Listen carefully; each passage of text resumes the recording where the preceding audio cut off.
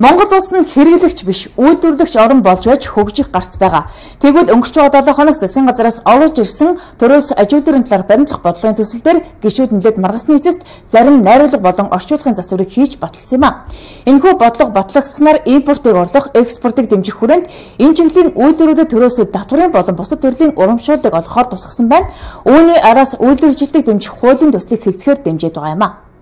Өнгөрсөн жилүүдэд уул уурхааруугаа хэтэрхий анхаарад ажилтны бодлогогүй явж ирсэн Монгол улс тусдаа яамтай болсноор сая л ажилтны бодлого баталж байна. Энэхүү бодлогод ажилтны салбарыг 3 үе шаттай хөгжүүлэхдээ импортыг орлож, экспортыг дэмжих чиглэлээр татварын болон бусад төрлийн дэмжлэгийг үзүүлэхээр тусгасан байна. Ингэхдээ дотоодоо үйлдвэрлэж чадаж байгаа болон чадах бүтээгдэхүүнийг импортын ижил төрлийн бүтээгдэхүүнээс хамгаалах бодлогыг барихаар болсон байна. Яг том үйлдвэрлэл дээр бол шинэ ухааны технологийн өсрөнгөө амжилтын үр дүнд бол ажлын байр тийм үү? Их олон мянгаараа бол гарах нь бага шүү дээ. Сайндаа 1000 хүн ажиллана үз, 2000 хүн ажиллана үз.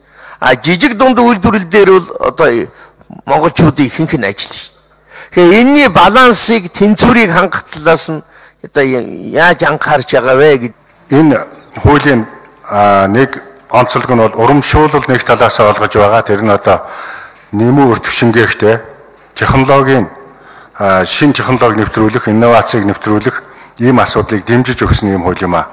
Харин жижиг дунд үйлдвэрийн тухайд 2 тэрбум хүртэлх одоо эргэлттэй ийм байгууллагууд бол жижиг дунд үйлдвэрт хамаарч байгаа. Энэ үйлдвэр нь өөрийнхөө хуулиар, жижиг дунд үйлдвэрийн хуулиар зохицуулагдаад жижиг дунд үйлдвэрийн сангаас өөрийнхөө зээлээ аваад ингээд явж байгаа болохоор энэ харилцаа хоорондоо зөрчилдөхгүй юм а. Эхэлж гисэн тийм экспортын чиглэлийн өмнөдийг бид тэр одоо өгөх юм байна л гэж уншигтаад байгаа юм л да. Бид нар ер нь бодлогоор яагаад эхлүүлж болохгүй гэж.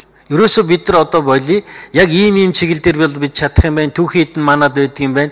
Дэлхийн зах зээл дээр өрсөлдөх чадвартай юм байна. Манай даваа тал энийг байна гэд энийг эхэлж хомж тодорхой болгоод авах юм бол тэр нөгөө хязгаарлагдмал нөөцийг чинь бид нар зөв байршуулах нөхцөл бүрдэж эхэлнэ шүү дээ. Үйлдвэржилтийг дэмжих хуулиар ажилтныг хөгжүүлэх тусгай санх байгуулж, их усүрийг нь эрхчлэлийн төсөвт 40 тэрбум төгрөгийг суулгах замаар эрхлүүлэхээр заасан байна. Гэхдээ энэ нь ганцхан үйлдвэрийг дэмжиж дуусчих учраас урамшуулал олгох замаар явах нь илүү олон үйлдвэрийг хамрах үр дүнтэй гэж үзсэн байна. Энэ сангаас дэмжлэг үзүүлэхдээ бүтээгдэхүүнийхээ 50-аас дээш хувийг экспортлох үйлдвэрүүдэд урамшуулал олгох, ингэхдээ ажлах хүчний сургалт болон шинэ технологиг нэвтрүүлэх зэрэг зардлыг нь дэмжих шалгуурыг тавиад байгаа юм байна. Бол үндсэндээ технологийн шинжилгээ хийсэн хөрөнгө оруулалтын 50%-тай тэнцэх хөнгөлөлтөө зээлийг олгоно гэж байна шүү дээ.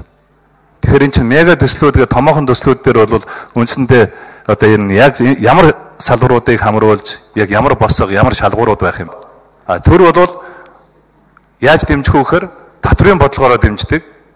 Тэр зээлийн бодлогоороо дэмжих бол тэр хөгжлийн банкаараа дамжуулаад хөгжлийн банк нь цаашаага арилжааны банкудтай хамтарсан тэр зээлийн бүтээгдэхүүнүүд гаргаж эрсдлүүд нь тэр арилжааны банкуд дээр явдаг. Ийм байхгүй бол тэр өөр дээрээ ийм том эрсдэл бол би авч болохгүй гэж бодож байгаа. Одоо энэ сум хөгжүүлэх сан, жижиг дунд үйлдвэрийн сан, одоо энэ балан даалтын сан гэдэг эдгээр бүгд өөрсдийн хөрөнгөтэй. Гэхдээ энэ бол том хэмжээний үйлдвэрлэлийг дэмжих хэмжээнд хөрөнгө хөрвүүлж чадахгүй байгаа.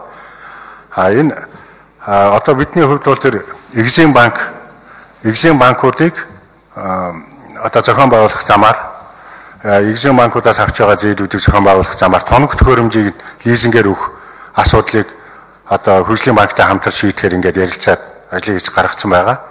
Экспортод бүтээгдэхүүнээ гаргадаг сайн бүтээгдэхүүн үүдэг зах зээлтэй компанийг Монголын банкнаас авсан зээлийнх нь зөрөөг өгч болно. Тийм баг хэлбэрээр оролцох бол их зөв урамшуул болно. Тэрнээс 40 тэрбумаар чи ганц үйлдвэр дэмжээл дуусаа.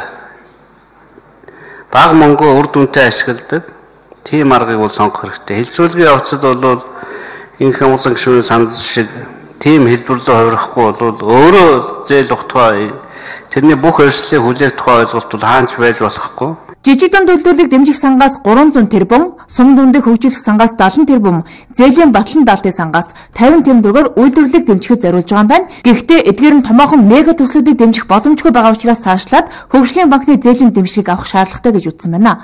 Ажил үйлдвэрийн тусгай сан нь одоо ажиллаж байгаа засгийн газрын 60 гаруй тусгай сан шиг ажиллах юм бол эрсдэлтэй. Тиймээс монголчуудын хэрэгэлдэг зөвлөлийг дэлхийн стандартад үйлдвэрлэх бодлогыг төрөөс дэмжихэд энэ санг зориулах ёстой гэж гишүүд сануулж байсан юм а.